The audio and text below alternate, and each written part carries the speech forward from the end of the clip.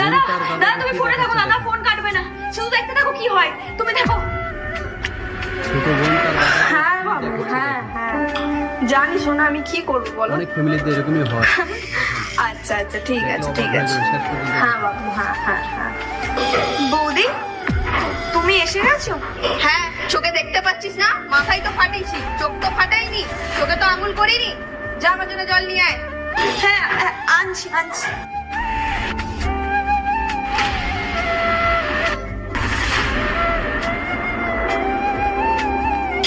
বৌদি এ নাও জল।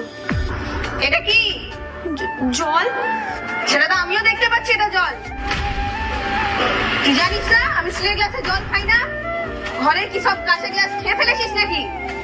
আমি এই ঘরের মালিক, তোর মতন কাজের লোক ভেবেছিস নাকি যে আমি এই গ্লাসে জল খাবো?